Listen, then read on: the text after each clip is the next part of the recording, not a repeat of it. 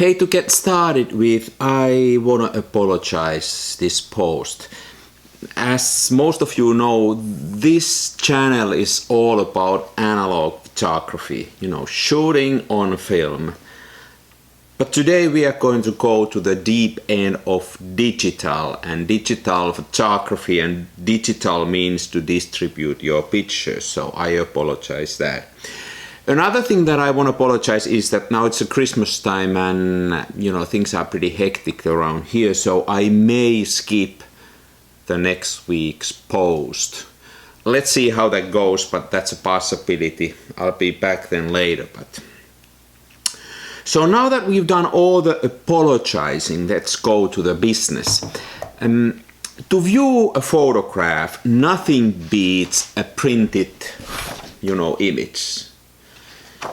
It doesn't really matter how it's being printed, in a dark room or with the digital tools, This really is the proper way to look at a picture. It might be printed on a book, maybe on the wall in the gallery or in your living room, or then it may be like what Steven did to me. He sent me a bunch of pictures, absolutely gorgeous black and white pictures, as a Christmas present, or I don't know, he just sent these to me. Thank you so much, Steven. I mean, these are absolutely gorgeous and wonderful. So, paper format, being able to hold a picture in your hand and just look at it and all that, I just think it's the best way to do it.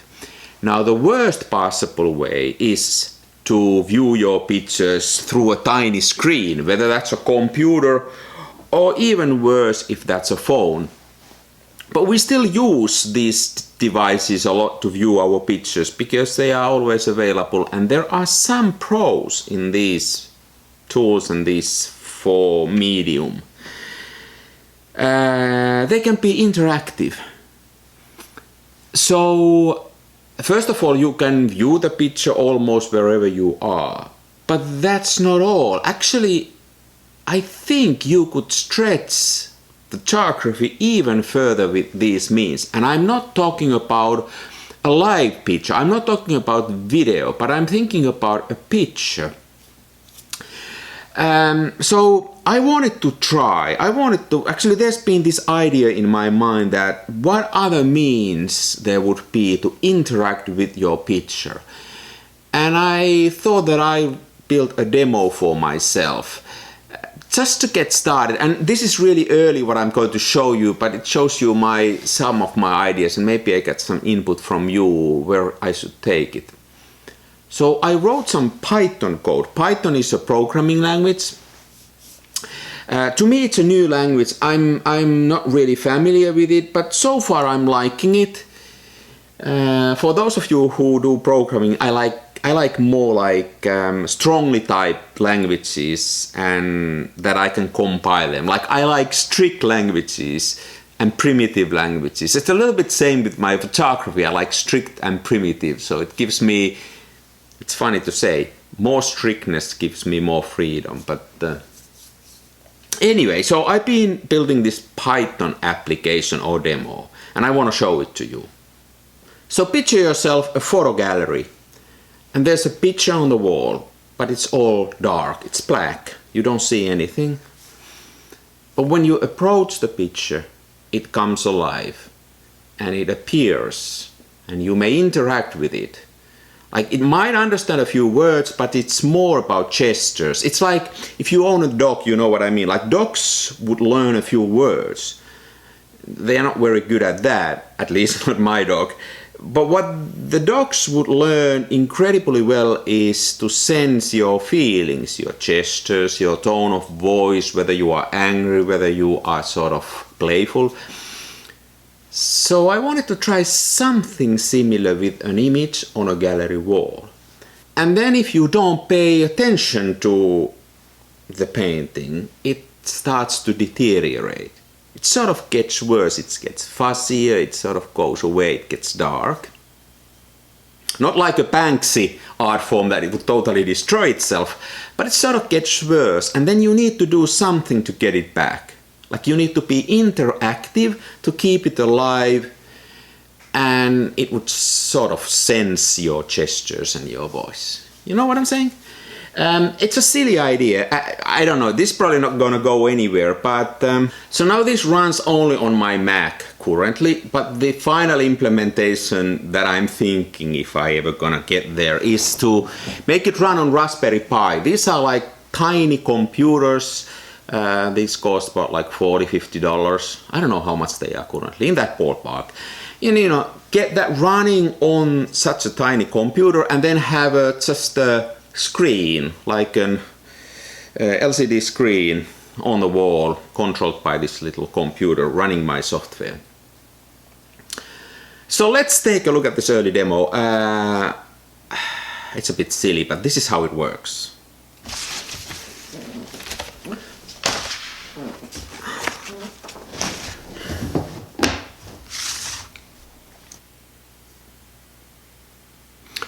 So here's my programming environment, PyCharm, and then some of my Python code shows here. So let's run this and see what it looks like. Let's get started. And what it sounds like. To refresh the appearance of a deteriorated image, just wave your hands and shout. To show a new image, first make some noise. No need to say, "Hey Siri," just noise, and then say commands like, "Give me a landscape picture."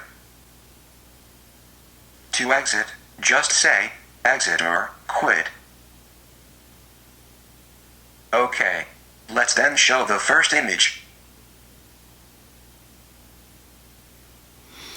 Okay, here's the first image, and think about yourself now in a gallery or in your living room, viewing this image, enjoying the image, and it stays there, and you can look at it like any other image. Now, if you stop moving and making any noise, it starts to deteriorate little by little.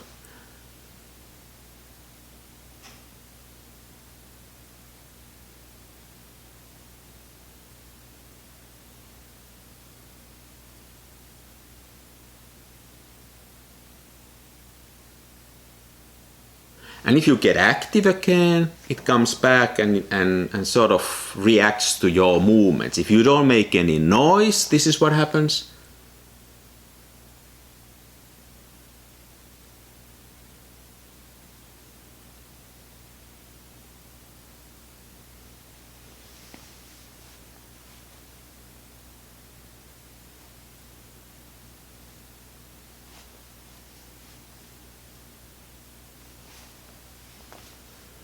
So this is a very primitive trial to make it interactive to gestures. I'll build on that when I get a little bit more time. And then it also understands a few simple commands like show me a landscape picture.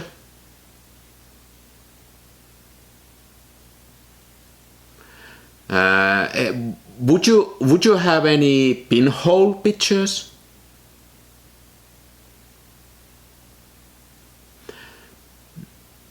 Show me another pinhole picture.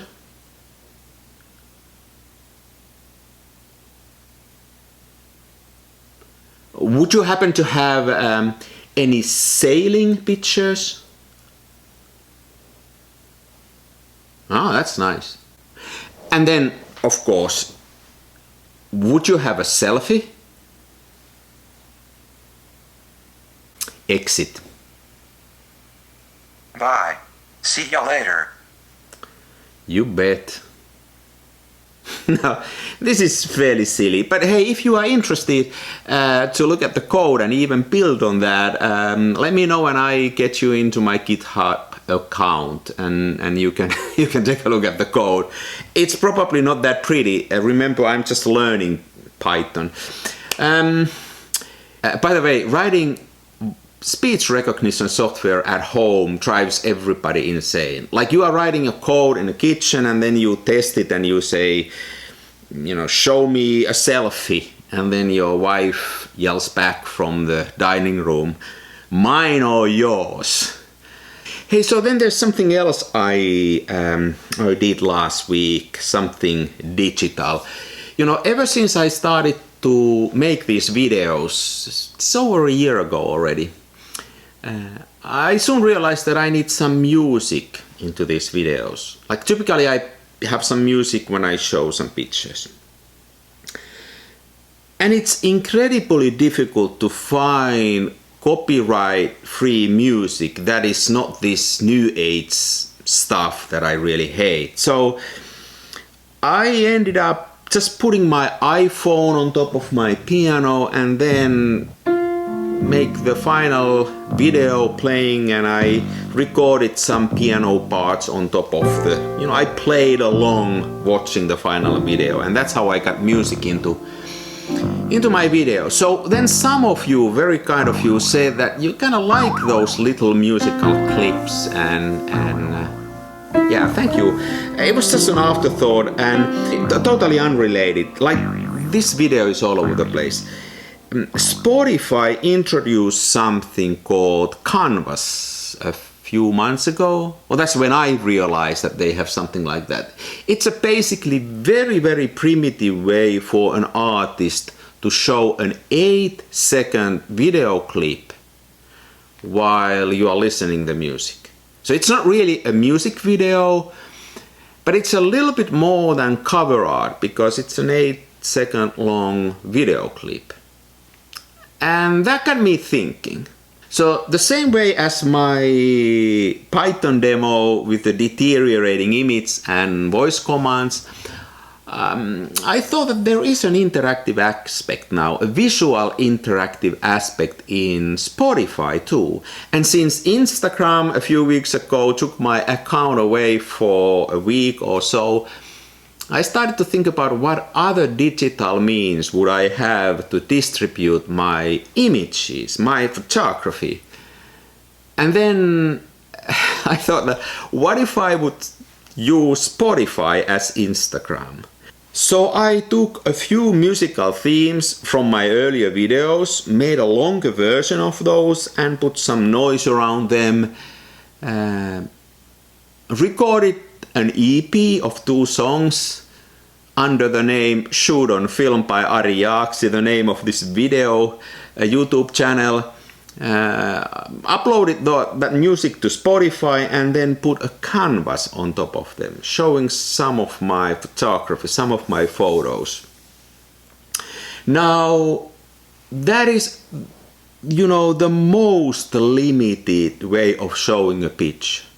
You have an entire musical piece and then you get 8 seconds, a looping video to show something.